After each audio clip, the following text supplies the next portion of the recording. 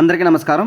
ఇప్పుడు మనం చూస్తున్నది 8th క్లాస్ టెక్స్ట్ బుక్లోని 10th లెసన్ అయిన ద గ్రేట్ స్టోన్ ఫేజ్ 2 అనే లెసన్కి సంబంధించిన పేజ్ నెంబర్ 134, 135లో మనకి ఫ్యూచర్ టెన్స్ గురించి ఇవ్వడం జరిగింది. ఫ్యూచర్ టెన్స్, కంటిన్యూస్ టెన్స్ వీటికి సంబంధించిన గ్రామర్ ఇవ్వడం జరిగింది. సో దీనికి సంబంధించిన థర్డ్ సెక్షన్లో క్వశ్చన్ నెంబర్ సిని ఒకసారి చూసినట్లయితే, Rani look at those dark clouds, Ravi I think it dash rain అని ఇవ్వడం జరిగింది. మీరు చూస్తున్నారు.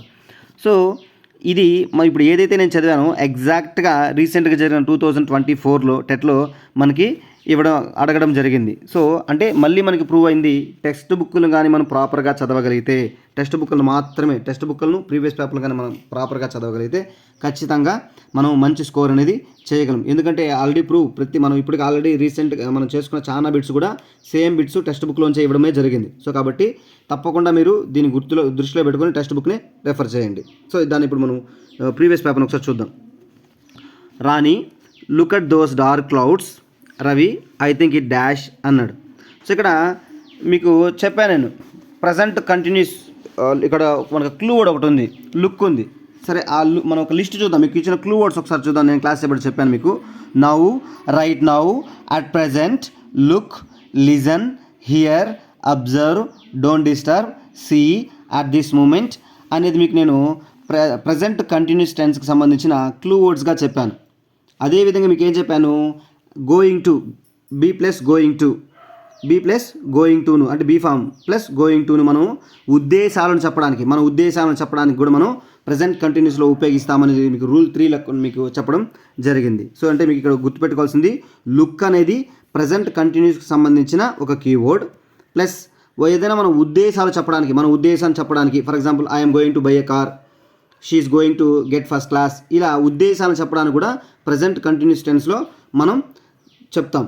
సో అదేవిధంగా ఇప్పుడు మనకి ఇచ్చిన బిట్ ఒకసారి చూస్తే ఏమిచ్చారు, Rani look at those dark clouds, Ravi ఏం చెప్తున్నాడు అంటే రాణి ఏం చెప్పింది, రే అక్కడ చూడు, లుక్ సి అక్కడ చూడు, క్లౌడ్స్ చాలా డార్క్గా ఉన్నాయి అంటే ఏంటి, వర్షం పడే సూచన ఇస్తుంది అని ఆమె ఉద్దేశం చెప్పింది. రవి ఏం చెప్పాడు, ఐ థింక్ ఇట్ డాష్, అరే నేను అనుకుంటున్నాను వర్షం పడబోతుంది, వర్షం పడే విధంగా ఉంది అని చెప్తున్నాడు. అంటే ఏంటి, అతను ఉద్దేశం చెప్తున్నాడు. ఉద్దేశం చెప్పడానికి మనం ఉపయోగించేది ఏంటి, be form plus going to. ఏ బీ ఫామ్ అంటే సబ్జెక్ట్ని బేస్ చేసుకొని, ఐ ఉంటే యామ్ ఉపయోగిస్తాము, హీ షీ ఇట్ ఉంటే ఈజ్ ఉపయోగిస్తాము, లేదా వి దే ఇలా ప్లూరల్స్ ఏదైనా ఉంటే ఆర్ ఉపయోగిస్తాం, ఇలా మనం ఉపయోగిస్తాం. సో ఇక్కడ మనకి ఐ థింక్ ఇట్ అనేది ఉంది కాబట్టి, ఇట్ సింగర్ కాబట్టి మనం ఈజ్ గోయింగ్ టు అనేది ఎక్కడ ఉంటే అది ఆన్సర్ అవుతుంది. ఒకసారి ఆప్షన్లో ఈజ్ గోయింగ్ టు ఉందో చూద్దాం. ఈజ్ రైనింగ్ ఉంది. యాక్చువల్గా మీకు డౌట్ రావచ్చు, సార్ ఈజ్ రైనింగ్ కూడా ప్రజెంట్ కంటిన్యూసే కదా అనేసి. కానీ అక్కడ ఏం చెప్తున్నాడు అతను, ఇట్ ఈజ్ రైనింగ్ అంటే ఓకే, కానీ ఏం చెప్తున్నాడు, ఐ థింక్ అన్నాడు. అంటే నేను అనుకుంటున్నాను వర్షం పడుతుంది అని చెప్పట్లేదు, వర్షం పడబోతుంది, డార్క్ క్లౌడ్స్ ఉన్నాయి అంటే వర్షం పడబోతుంది అని చెప్తున్నాడు. అంటే ఈజ్ రైనింగ్ అనేది ఏం మనకు తెలియజేస్తుంది అంటే వర్షం పడుతూ ఉంది, అక్కడ పడట్లేదు, వర్షం పడబోతుంది అనేది అతని ఉద్దేశం. సో కాబట్టి ఫస్ట్ వన్ ప్రజెంట్ కంటిన్యూస్ అయినప్పటికీ అది కరెక్ట్ ఆన్సర్ కాదు. సెకండ్ వన్ చూద్దాం. ఈజ్ గోయింగ్ టు రైన్ అంటే వర్షం పడే విధంగా ఉంది, పడబోతుంది అని చెప్తున్నాడు, అంటే అతని ఉద్దేశాన్ని తెలియజేస్తున్నాడు. సో ఇక్కడ మీకు చెప్పినట్టుగా ఈజ్ అనేది be form plus going to ఉంది. So be form plus going to అనేది ఏంటికి, మనకి ప్రజెంట్ కంటిన్యూస్ని సూచిస్తుంది, మన ఉద్దేశాన్ని తెలియజేయడానికి ఉపయోగిస్తాం. సో కాబట్టి ఇది కరెక్ట్ ఆన్సర్ అనేది అవుతుంది.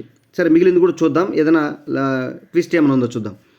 ఈజ్ రైన్డ్ ఉంది. ఈజ్ రైన్ అంటే ఏంటి, బీ ఫామ్ ప్లస్ V3 ఉంది. బీ ఫామ్ ప్లస్ V3 అంటే మనకు బాగా తెలుసు, ఎక్కడ బీ ఫామ్ ప్లస్ V3 ఉన్నది ప్యాసివ్ వాయిస్ అని అర్థం. అక్కడ ప్యాసివ్ వాయిస్ అవసరం లేదు. అక్కడ మనకి ఏముండాలి, కంటిన్యూస్ అంటే ఖచ్చితంగా V4 ఉండాలి. సో అక్కడ అది బీ ఫామ్ ప్లస్ V3 ఉంది కాబట్టి అది కూడా wrong answer. Next will raining అందమ్మా.